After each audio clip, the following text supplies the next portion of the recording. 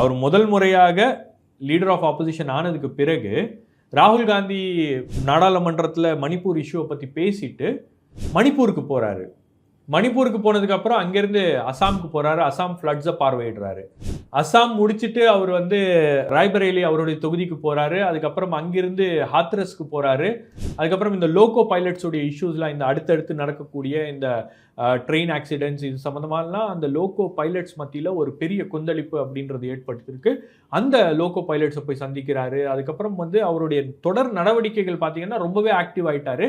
இவரை எப்படி கண்ட்ரோல் பண்ணுறது அப்படின்றது பாஜகவுக்கு ஒரு மிகப்பெரிய சவாலாக இருக்கிறது. குறிப்பாக கூட்டணி கட்சியில் இருக்கக்கூடியவர்களே ராகுல் காந்தி முன்னாடி எப்படி இருந்தாரோ அப்படி கிடையாது. He is a change person now. ரொம்ப ஷார்ப்பாக இருக்காரு. ரொம்ப ஷார்ப்பாக சில விஷயங்களை அப்சர்வ் பண்ணுறாரு.